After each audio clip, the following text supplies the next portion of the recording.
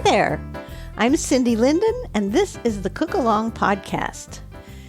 Did you know that there's apparently a cookie season?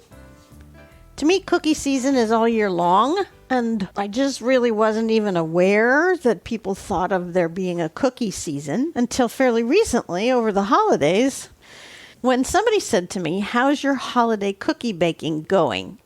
And I wrote back. It was a text. I wrote back and I said, well, my holiday baking, I guess, is going fine, but not necessarily cookies. What do you mean? And then the person explained to me that apparently some people do this thing where they bake cookies every day. It's this compulsion, this test to see if you can bake cookies that you aren't even going to eat to pass along to your neighbors, hopefully before they pass theirs to you. I thought that was odd. I'm here to emphasize to you that you do not have to wait to the holiday season to bake cookies, even a lot of cookies. If you look at the cookalongpodcast.com, you will probably see on there more recipes for cookies than anything else, because I have a passion for homemade cookies. I love them, and I have so many really good ones on the website there that I think it would be hard for you to choose, but you can listen to all of them and then decide if you feel as enthusiastic about cookies as I do. I have a new cookie to try today. This I got from the New York Times Cooking.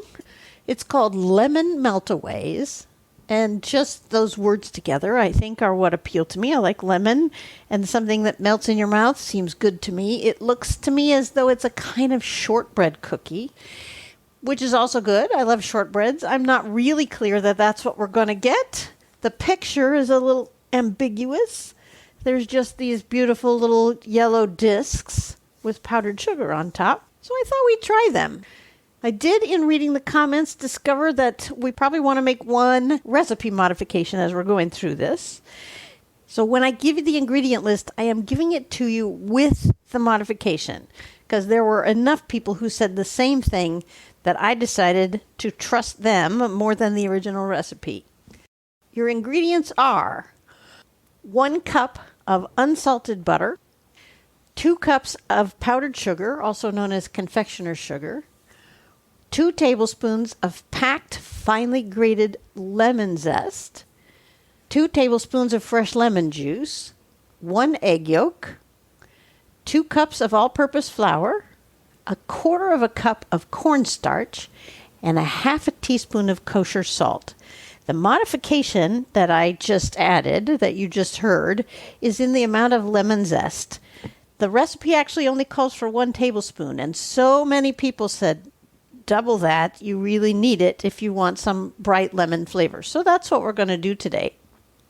This makes what they're calling 40 cookies, but they're going to be really, really tiny. Like little wafers, I think. They're only going to be about 1.5 inches across. So very small, and maybe we'll make them a little bit bigger than that. However, I don't need 40 cookies or even 30 cookies of the same kind loose in my house all at the same time.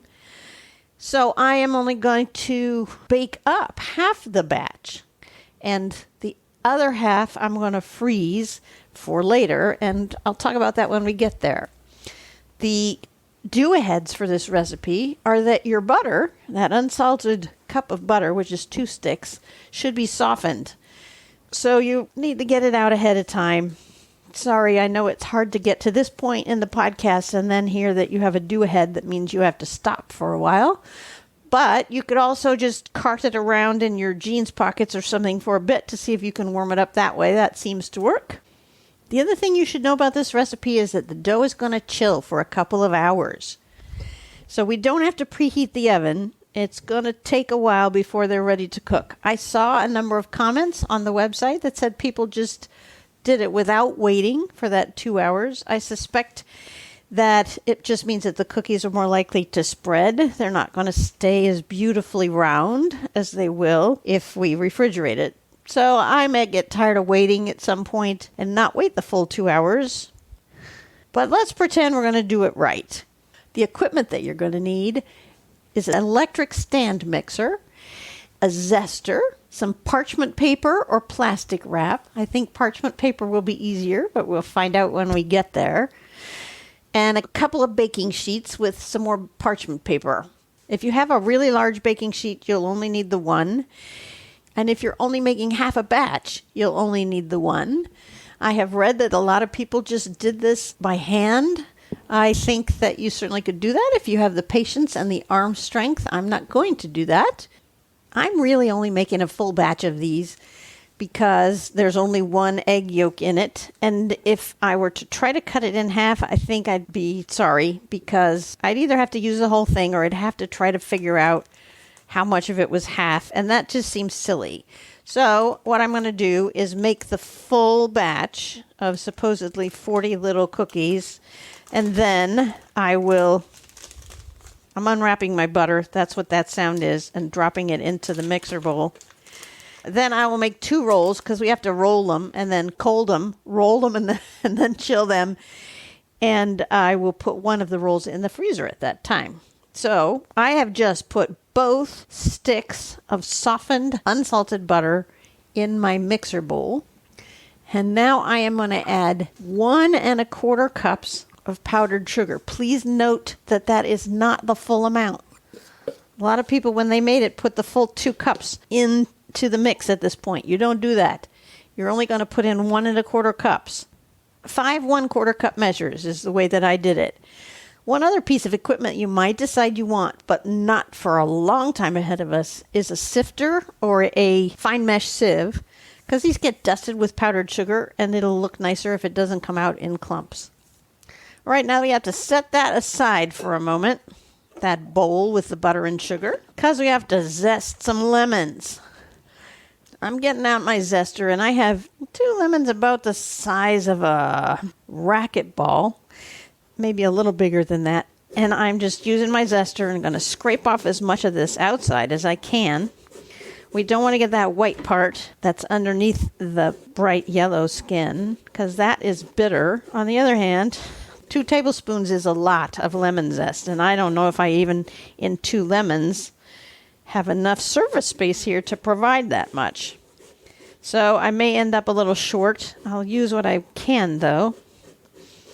And then, of course, once they're zested, once their skin is missing, they aren't going to keep very well in the drawer in my refrigerator anymore.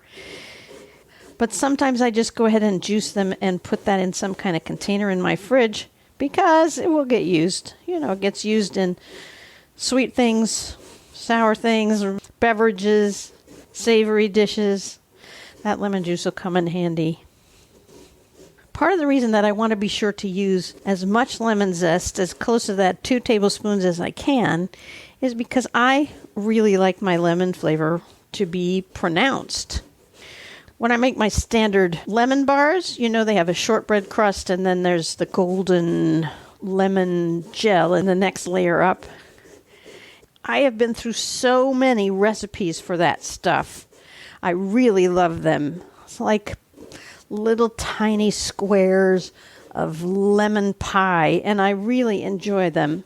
But it's hard for me to find a recipe I really like because they're not lemony enough for me. Speaking of lemony enough, I think there's not really a lot left here on this particular lemon because I think I'm going to start to get the pith, and I do not want that. All right, I'm going to call that lemon done. Let's see what I got out of that. I would say I have half a tablespoon. I only have 2 lemons in the house, so my best intentions may not work out. The second lemon is a little smaller, in fact. I'm starting on that one now. The rind seems to be a little thicker, but I'm not sure that's going to help me. Maybe I can go a little heavy on the lemon juice. I just don't want boring cookies. Life is too short for boring cookies.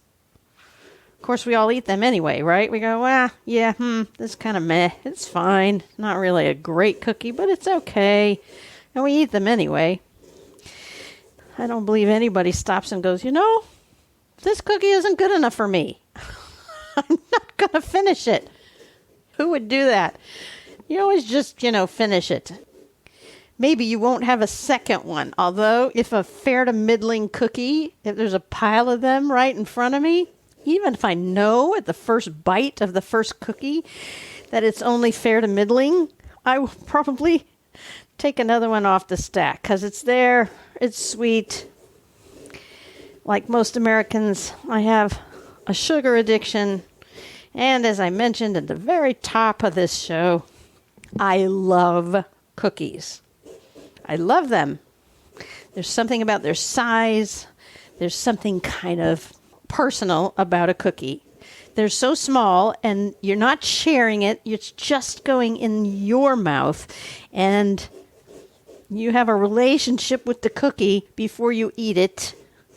I never thought of it this way before, but it's definitely part of the appeal for me. It's not some great big thing. It's little. And you know what the other thing is? Because cookies are small-ish anyway, you can eat more than one. You get a big piece of cake or a piece of pie or something, you feel really kind of gluttonous for going back for more, right? It's like, nobody's looking, right?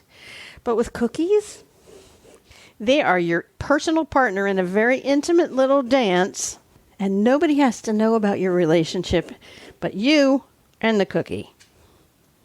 All right, I'm done zesting. I don't think I'm going to get any more out of this. Let's see what I've got.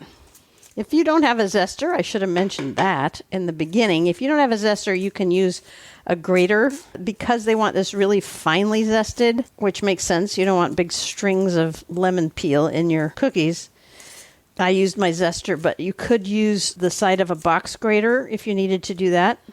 If you don't have a zester, you might consider getting one. They are fairly inexpensive.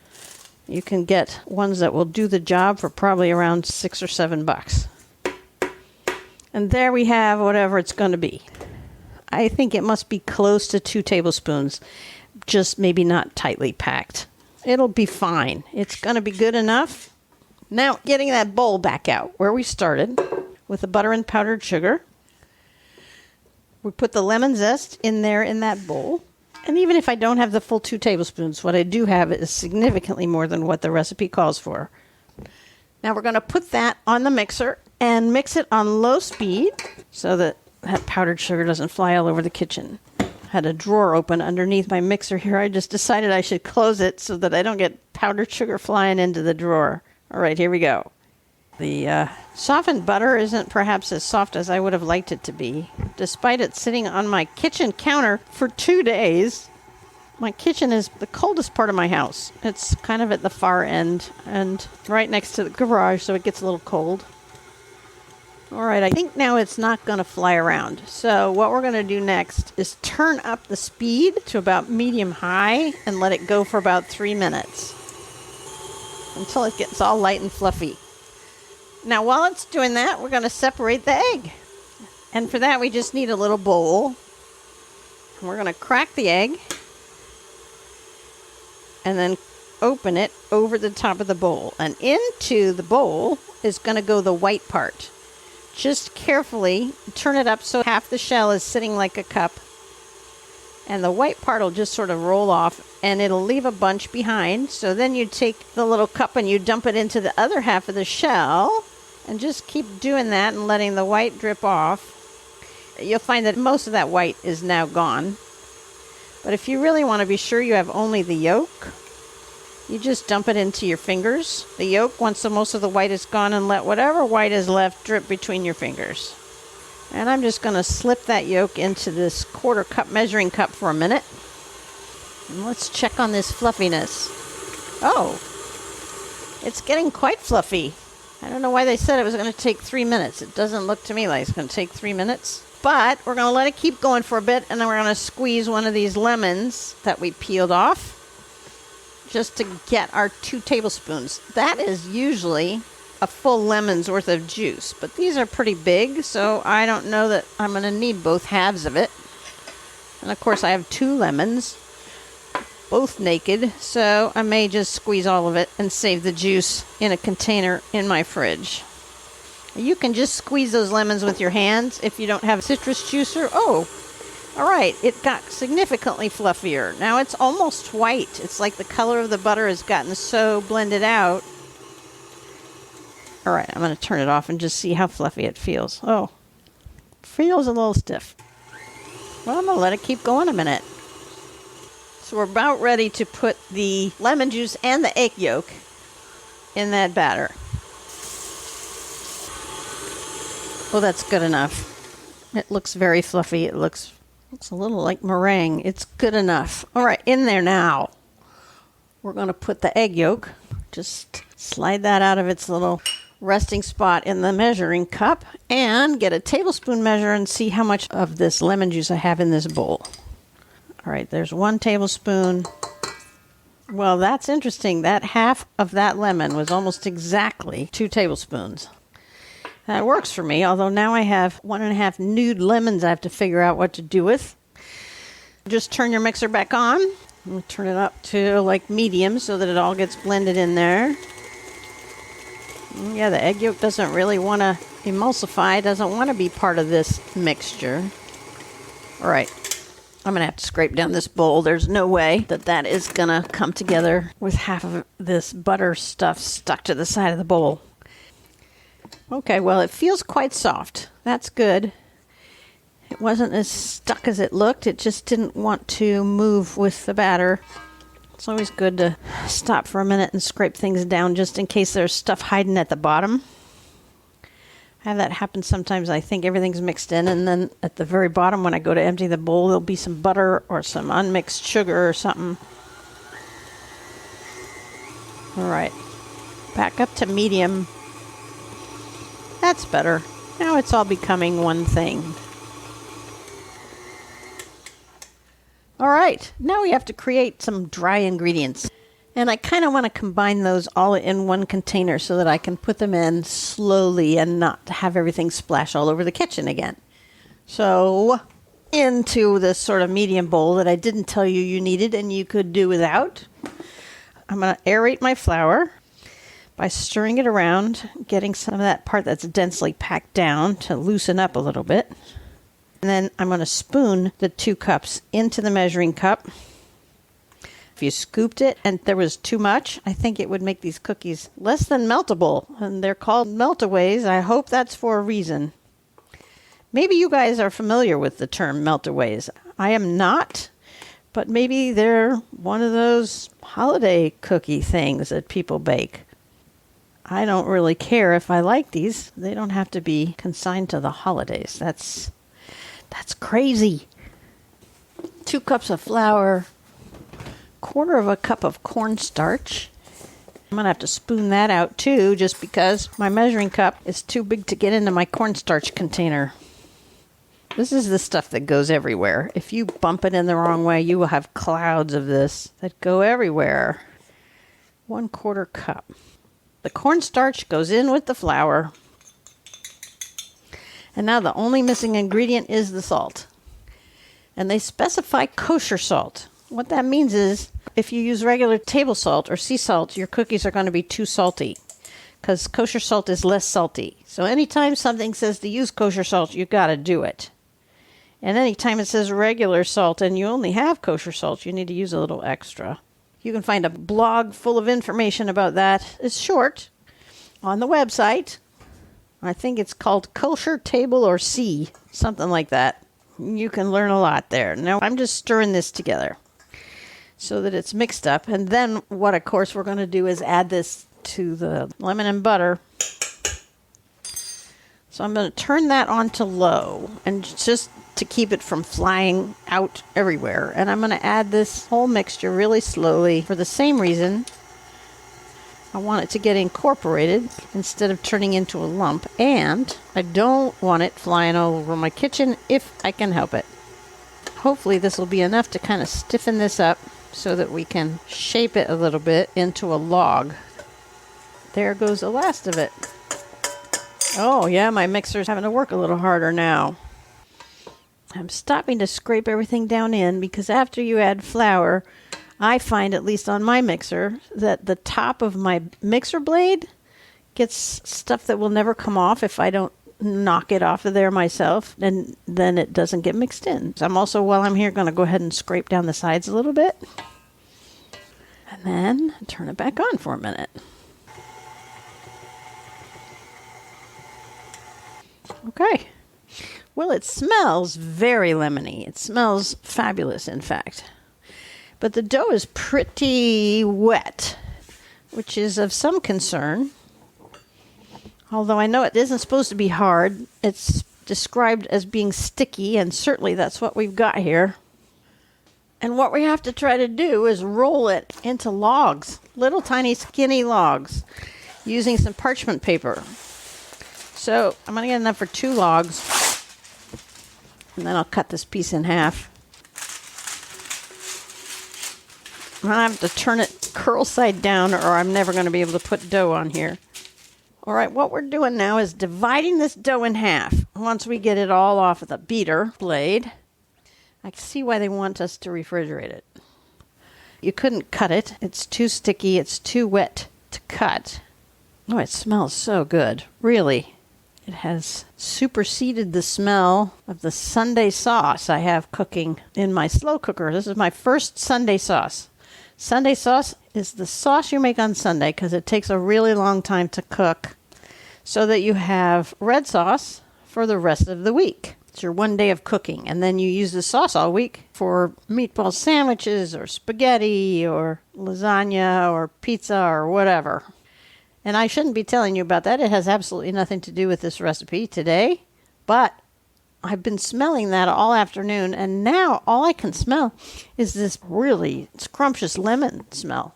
So what I have here is almost more like a batter than a dough. I mean, it's not liquid, but it's a long way from stiff. I guess if I was scooping this out onto cookie sheets, it might be about the right consistency, which is probably why a lot of people said they just took it at this point and scooped it.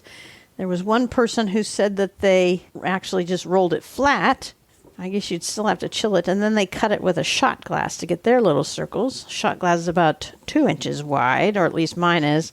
I am just going to guess at what half of this is, and I'm going to use my spatula here that I've been scraping the bowl with and put half of the dough on one of these strips of parchment paper,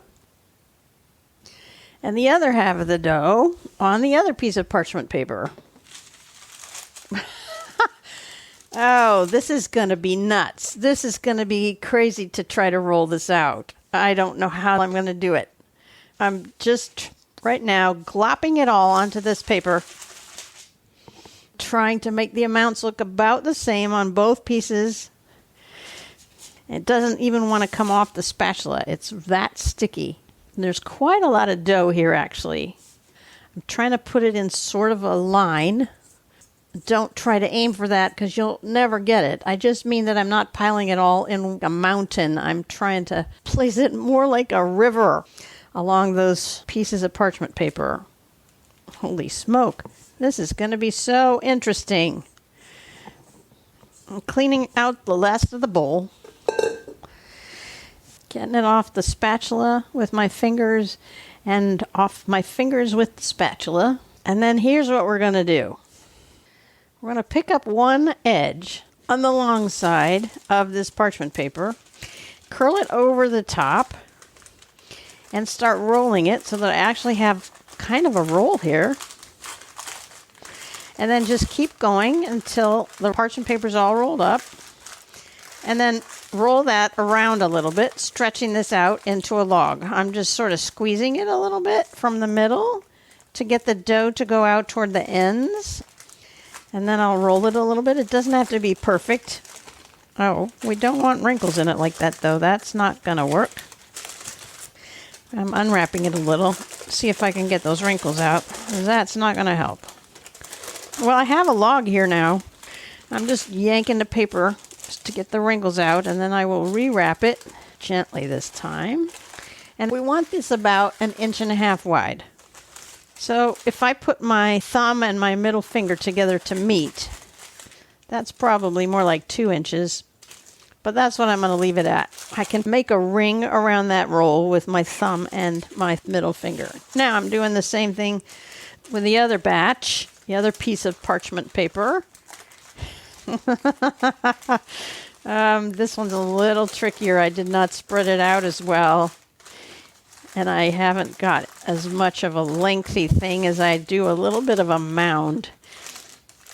But I got it rolled around there, and I'm just, again, stretching it out with my hands a little bit, trying not to make those wrinkles this time, because I think that will make it hard when I try to open it. And I'm just rolling it over and over a little bit to stretch that dough out, because I think this one's got a little more dough in it. So it's going to have to go a little more toward the ends if I want to keep it about the same size as the other one. And now that I've mentioned to you what my measurement basis is, I actually have a way to check it. There, that's about the same. My thumb meets my middle finger, and now we have 2 rolls wrapped in parchment paper. I'm sorry about all the noise that entailed. I'm sure it was loud and crackly, but we had to do what we had to do. Now these go in the refrigerator. Both of them. We're going to put them in the refrigerator for maybe 2 hours. We'll see if I last that long before I decide it's time to do something else to them. But right now they're going in the fridge, and one of them will go into my freezer. Actually, I could do that right now. Just take one of these, and I think I will wrap it in plastic around this parchment paper and stick it right in my freezer. If you decide to do that as well, I know that when you want to cook them, you have to take them out of your freezer a little bit ahead of time so it can soften enough that you can cut them without them cracking. So that's just something to keep in mind for later if you decide to do what I'm doing.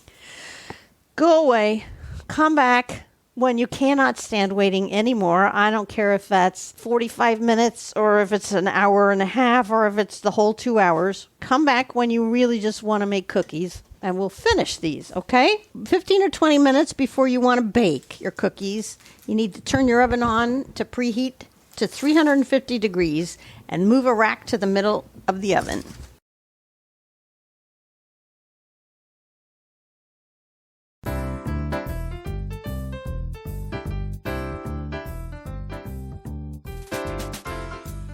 Okay, it's been an hour and a half and I'm tired of waiting. So I'm going to go ahead and do the next step. If you want to keep waiting, you go right ahead. But you can listen to me now so you know what you're going to do.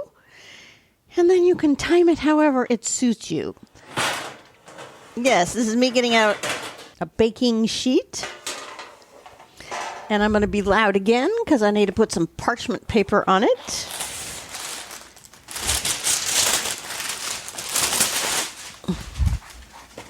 I feel like I have the best parchment paper, which comes from Costco, and yet even that, after a while, doesn't tear properly along this metal thing.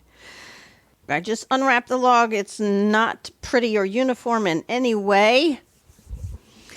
But now I'm going to get myself, I could use a knife here. I could use a cheese cutter. They talk about a cheese cutter in the recipe.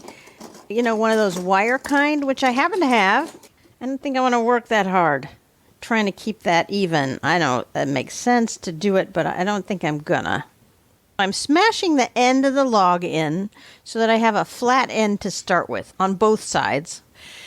It's probably too soft because I didn't give it its full 2 hours. And I'm going to go ahead anyway. So getting these little circles, we're going to put them up so they're about 1/4 of an inch deep.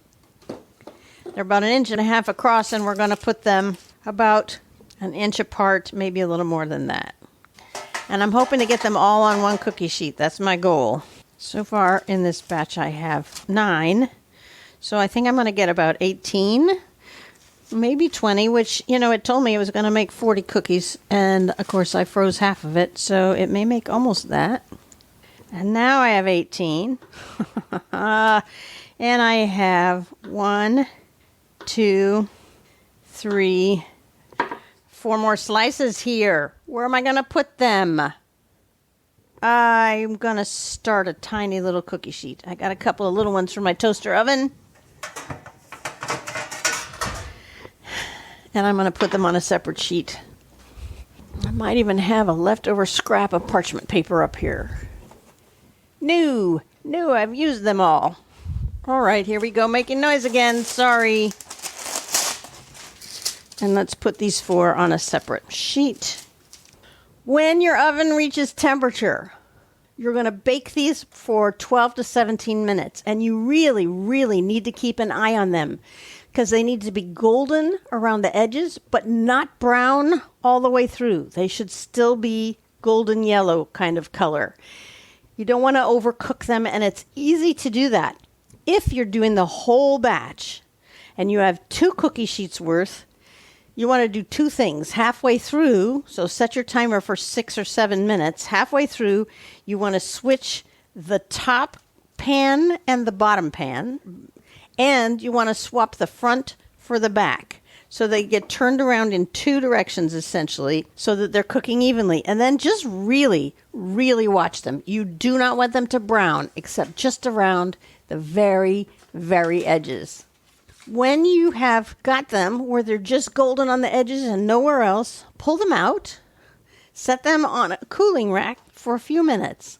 And as you set them on that cooling rack, come on back to me and we'll finish this up. How fun! I can't wait to try these.